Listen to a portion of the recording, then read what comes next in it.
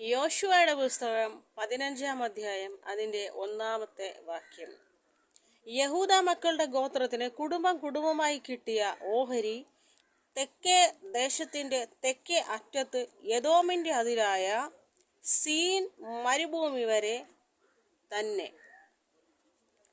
കർത്താവ് ഇതിനകത്ത് പറയുന്നത് സ്വത്ത് തർക്കം, അതായത് വർഷങ്ങളായി കേസിൽ കിടക്കുന്ന ചില ഭൂമി ഇടപാടുകളെ കർത്താവ് കാണിച്ചു തരുന്നു. അവരെങ്ങനെയെല്ലാം ശ്രമിച്ചിട്ടും അവരെങ്ങനെയെല്ലാം നോക്കിയിട്ടും ഈ കേസിൽ നിന്നും അവർക്കൊഴിവായി ആ ഭൂമി അവർക്ക് സ്വന്തമാക്കാൻ, അല്ലെങ്കിൽ ആ വീട് അവർക്ക് സ്വന്തമാക്കാൻ സാധിക്കുന്നില്ല. അതിന് കാരണം മറുവശത്തുള്ള ആൾക്കാർ ബലവാന്മാരാണ്. ബലവാന്മാരെന്ന് പറയുമ്പോൾ എൻ്റെ ഭാഷയെ പറഞ്ഞാൽ പിടിപാടുള്ള ആൾക്കാർ. മനസ്സിലായോ? ഇവരിങ്ങനെ പിടിമുറുക്കുന്ന കാരണം, മറ്റുള്ളവരെ സ്വാധീനിച്ച് പിടിമുറുക്കുന്ന കാരണം മറുവശത്ത് നിൽക്കുന്നവർക്ക് അതിലൊരു ജയം കണ്ടെത്താൻ സാധിക്കുന്നില്ല. എന്നാൽ ജയം നൽകുന്നത് കർത്താവായ യേശുവാണ്, അല്ലാതെ മനുഷ്യനല്ല. മനുഷ്യൻ വിചാരിച്ചാൽ ഈ ലോകത്ത് ഒന്നും നടക്കത്തില്ല. കർത്താവായ യേശു വിചാരിച്ചാൽ മാത്രമേ ലോകത്ത് എന്തും നടക്കൂ. ആമേൻ. ദൈവത്തിൻ്റെ കണ്ണിൽ ഒരു മനുഷ്യനും പിശാചും ഒന്നുമല്ല. പിന്നെ എന്തുകൊണ്ട് വർഷങ്ങളോട് അവർ കേസിൽ കിടക്കുന്നു എന്ന് ചോദിച്ചാൽ, എല്ലാം നല്ലതിനാണെന്ന് മാത്രം ചിന്തിച്ചാൽ മതി. എൻ്റെ ജീവിതത്തിൽ എത്ര വലിയ പ്രതിസന്ധി വന്നാലും ഞാനത് എൻ്റെ നന്മയ്ക്കാണെന്ന് വിചാരിക്കും. കാര്യം എന്താ അറിയോ?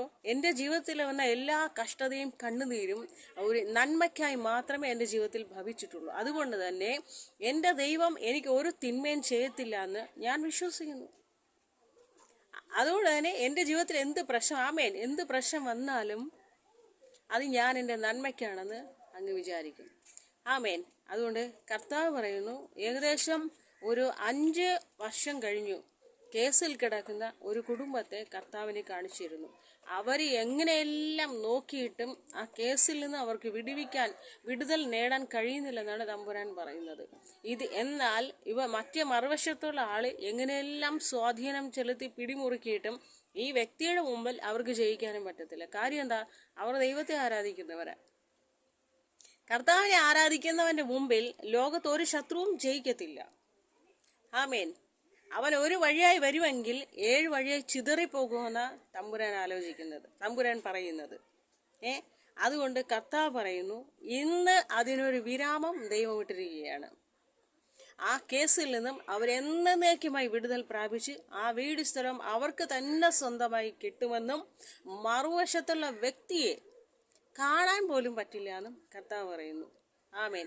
എന്ന് വെച്ചാൽ ഈ പൊടി പോലുമില്ല കണ്ടുപിടിക്കാൻ എന്ന് പറഞ്ഞതുപോലെ ആ വ്യക്തി മാഞ്ഞു പോകുമെന്നാണ് തമ്പുരാൻ പറയുന്നത്. ജയം യഹോവയ്ക്കുള്ളത്, യുദ്ധവും യഹോവയ്ക്കുള്ളത്, നമുക്കുള്ളതല്ല. നമ്മൾ വായിലൊരു നാക്കുണ്ടെന്ന് കരുതി ആരോട് എന്ത് തോന്നിവാസവും പറഞ്ഞു കളയാന്ന് ഒരിക്കലും വിചാരിക്കരുത്. കുറച്ച് ആൾ സ്വാധീനം ഉണ്ടെന്ന് കരുതി ആർക്കിട്ട് എന്ത് പണി വേണേലും കൊടുക്കാം എന്ന് നമ്മൾ ഒരിക്കലും ചിന്തിക്കരുത്. ആമേൻ. കുറച്ച് ആൽബലം ഉണ്ടെന്ന് കരുതി മറ്റുള്ളവരോട് എന്തും കാണിച്ചു കളയാം എന്ന് നമ്മൾ ഒരിക്കലും വിചാരിക്കരുത്. കാരണം ആ ഉപദ്രവിക്കപ്പെടുന്ന വ്യക്തികൾ കർത്താവിനോട് നിലവിളിച്ചാൽ ആ സ്വാധീനമുള്ളവന്റെ കാര്യത്തിൽ തീരുമാനമാകും. ആമേൻ.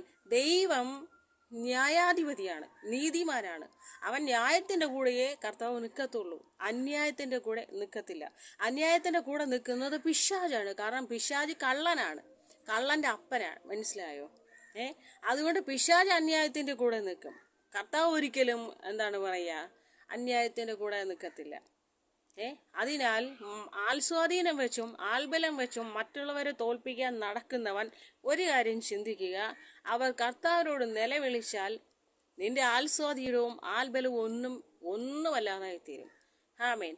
അതിനാൽ നിങ്ങളുടെ ജീവിതത്തിൽ എന്ത് വലിയ പ്രശ്നമുണ്ടെങ്കിലും ആ പ്രശ്നം കർത്താവിൻ്റെ മുമ്പിലേക്ക് കൊണ്ടുപോകുക. തമ്പുരാൻ പറയുന്നു, നിന്റെ ഭാരം, നിന്റെ വിഷമം, നിന്റെ സങ്കടം, നിന്റെ പ്രശ്നം, നിന്റെ കടം, അല്ലെങ്കിൽ നിന്റെ ദുഃഖം, നിന്റെ ദാരിദ്ര്യം, നിന്റെ തൊഴിലില്ലായ്മ എന്തുവായിക്കോട്ടെ, ഈ ഭാരം നീ എൻ്റെ അടുക്കൽ കൊണ്ടുപോവാ, നീ എൻ്റെ തലമേൽ ഇട്ടുതാ, ഞാനതിനെ പരിഹരിച്ചു തരാമെന്നാണ് കർത്താവ് പറയുന്നത്. ആമേൻ. അല്ലാതെ നിങ്ങൾ അതിനെ വഹിച്ചുകൊണ്ട് നടന്നോ, എടുത്ത് ഹൃദയത്തിൽ വെച്ച് സങ്കടപ്പെട്ട് വിഷമിച്ച് നടന്നോ എന്ന് കർത്താവ് ഒരിക്കലും പറയുന്നില്ല. നിങ്ങൾ ചെന്ന് കർത്താവിനോട് പറയുക, എനിക്ക് ഇന്ന വിഷമങ്ങളുണ്ട്, അതിന് അപ്പനൊരു പരിഹാരം തരണം, ഇതാ ഞാൻ ഈ പ്രശ്നം അങ്ങേ ഏൽപ്പിക്കണം എന്ന് മാത്രം പറഞ്ഞാൽ മതി. ബാക്കി തമ്പുരാൻ നോക്കിക്കോളും. കാരണം കർത്താവ് പറയുന്നു, യുദ്ധം യഹോവയ്ക്കുള്ളത്, നമുക്കുള്ളതല്ല. നമ്മൾ യുദ്ധത്തിന് പോയാൽ കർത്താവ് മിണ്ടാതിരിക്കും. എന്നാൽ നാം മിണ്ടായിരുന്നാൽ കർത്താവ് നമുക്ക് വേണ്ടി യുദ്ധം ചെയ്യും. ആമേൻ. അതിനാൽ ആരോടും വഴക്കിനും ബഹളത്തിനും തർക്കത്തിനും വാദത്തിനും ഒന്നും പോകരുത്.